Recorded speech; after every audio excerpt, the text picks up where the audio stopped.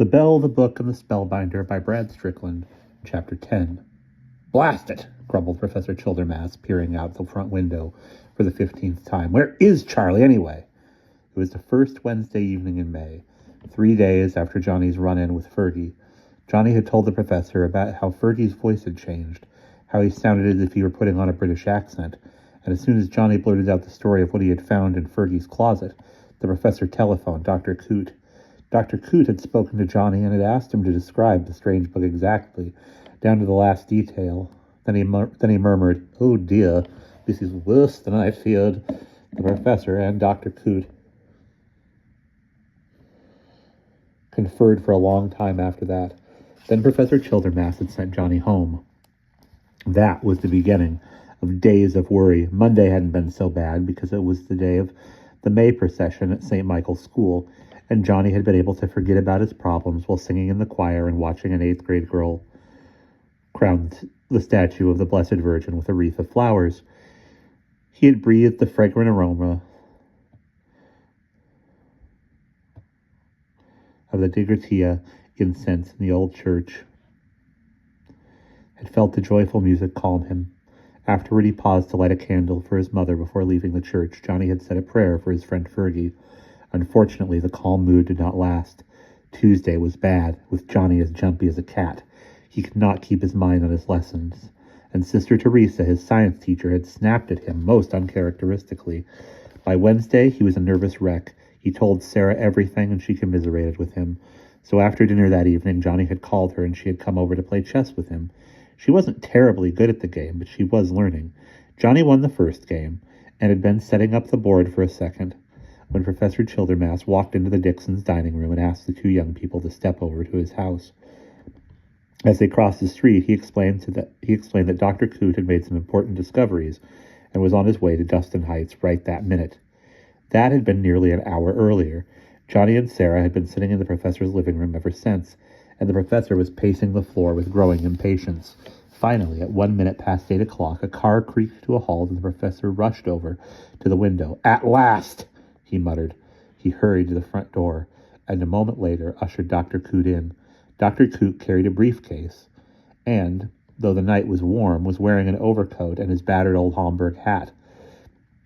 He took these off and hung them in the closet, before sinking into an armchair with a grateful sigh. "Spill it, Charlie," growled the professor, hovering over him. "What have you found out?" "Patience, Roderick," said Dr. Coote. "Heavens, but you're testy. Hello, Johnny and Sarah. I'm sorry the two of you are involved in this business. If I may say so, it looks, well, unpleasant. Most unpleasant indeed, and I am very much afraid that some unholy sorcery is at work." "Charlie!" snapped Professor Childermass. "Blast you, you always make us draw the story out for you, inch by inch. Now out with it. Exactly what have you found out about Jarman Thanatos and his blighted book?" All right, grumbled Dr. Coote. He set the briefcase flat on his bony knees and opened it.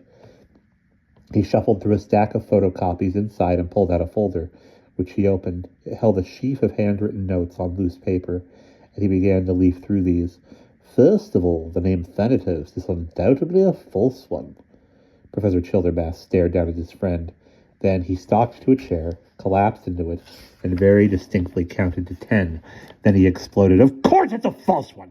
We know that already, you pedant, you!" Dr. Coote adjusted his horn-rimmed spectacles on his long, bent nose and smiled. "Oh," he murmured, "but you don't know why it is false, you see. Thanatos was, or is, a practicing alchemist, and alchemists know to adopt new names when they have experienced a personal transformation. However, I believe I have discovered the so-called Thanatos' real name. It is German Credbright. Does that name mean anything to you, Roderick?" Professor Childermass glared. "No, should it?" "Well, you know, of course, about Theosporastus, Bombastus, von Hohenheim." "Who?" asked the professor blankly. Dr. Coote smiled broadly. "Why, Roderick, I thought surely you'd recognize that name. He was Swiss and was born about the year 1493 and died in 1541. Professor Childermass grew red in the face. Confound it, Charlie, why didn't you just use his other name? Everybody knows Philippus Aurelius Parcellus. Excuse me, said Sarah, I don't. The two men started at the sound of her voice as if they had forgotten she and Johnny were there. Dr. Coote said, Shall I tell her, Roderick? When Professor Childermass nodded, Dr. Coote continued, Well, Paracelsus was a physician and an alchemist. He had a foul temper and was quarrelsome. Sometimes he even called his friends names. Dr. Coote peered at Professor Childermass, like some other people we know. With great dignity, Professor Childermass said, I don't have the faintest idea who you mean, Dr. Coote. Well, be that as it may, continued Dr. Coote, Paracelsus really had some good ideas. He rejected the theory of humours, for example, which taught that disease was created by an imbalance in bodily fluids. Paracelsus thought, quite rightly, that disease was caused by outside forces, though he didn't come up with the notion of germs.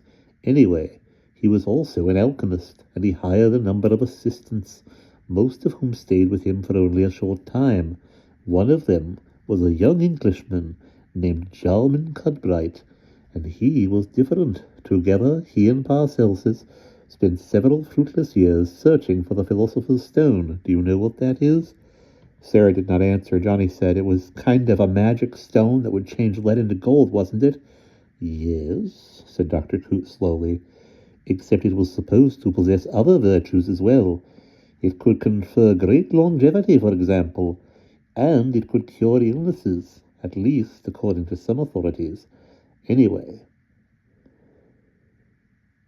Paracelsus never discovered the Philosopher's Stone, nor did anyone else. But sometime in the year 1535, Jarman Cudbright did steal a great number of his master's books and materials, and he vanished with them. About 10 years later, he wrote a long, detailed letter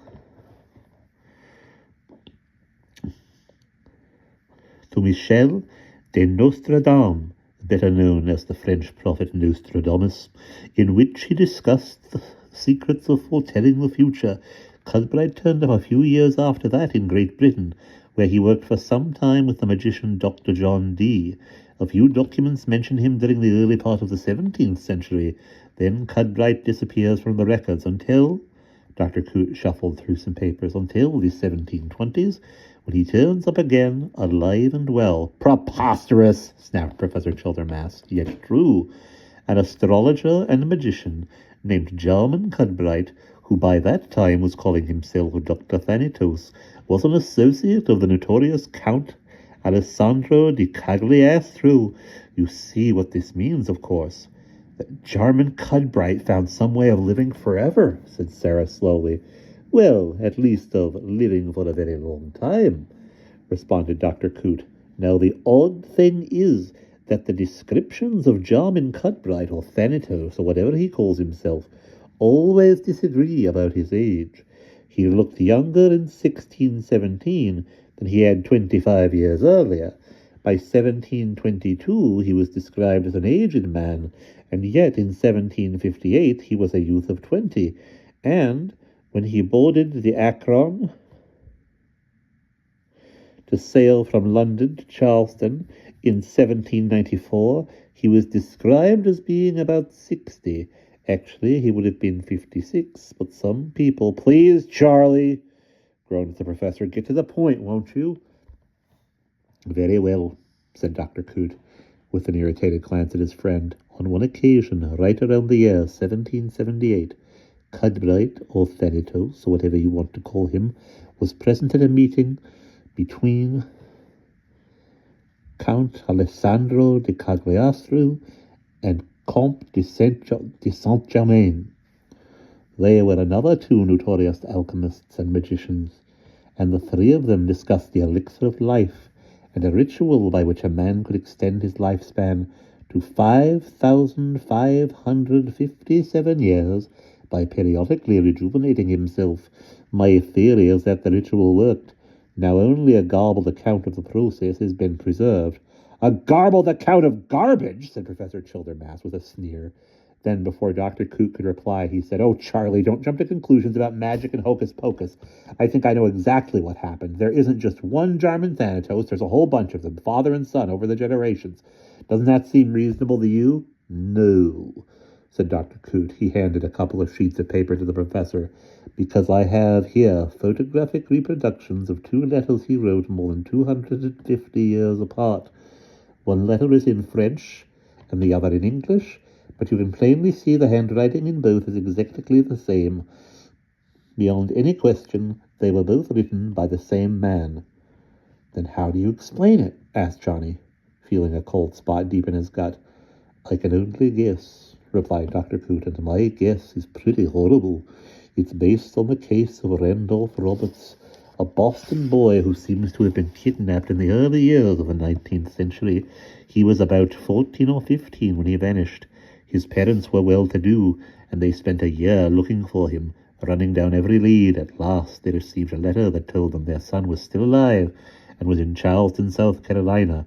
They immediately left Boston to go there, but they met with an accident along the way, and both were killed.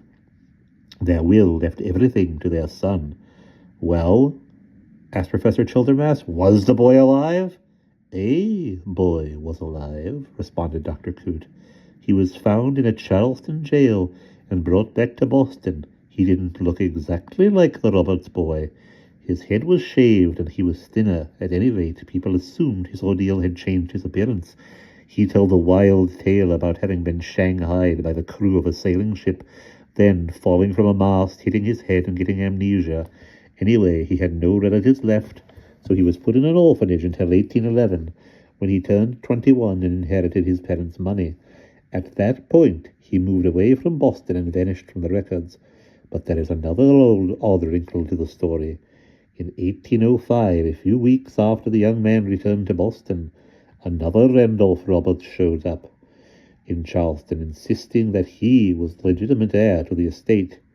He said that a man whom he knew only as the Spellbinder had tricked him with a magic book, and then he had locked him in a sealed coffin to die.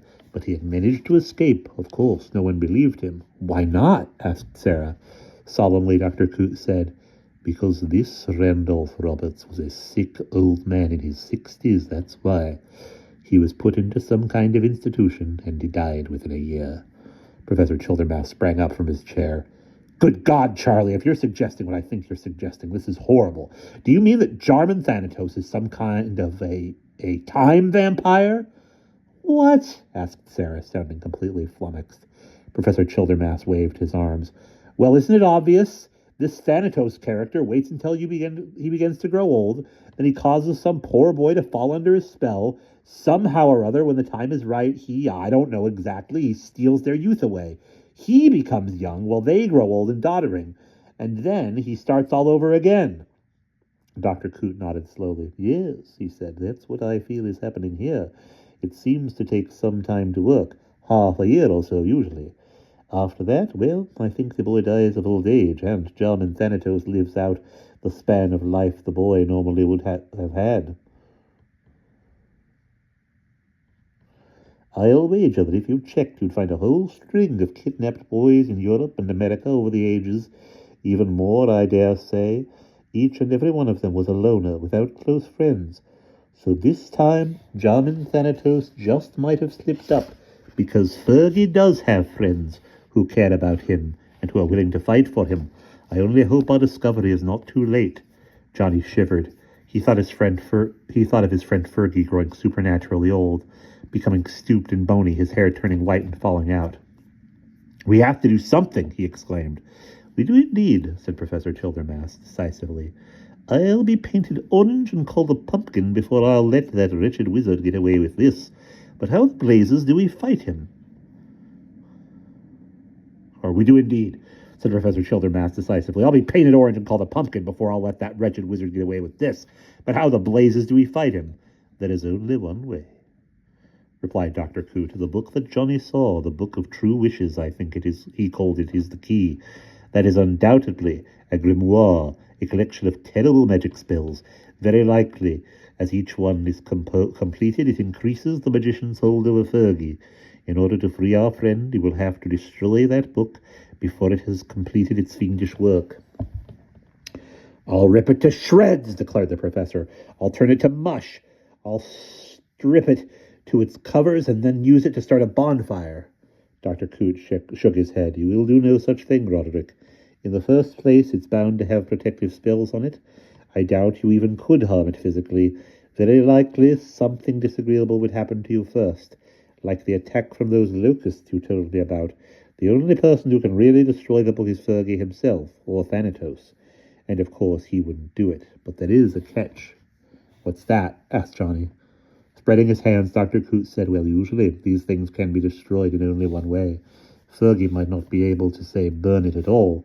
The key is to discover exactly what can be done to render the book harmless, and then the next hurdle is to persuade Fergie to do that, unless the book has him so thoroughly trapped by now that he won't even make the effort. But we have to try, said Professor Childermass. Dr. Coote coughed.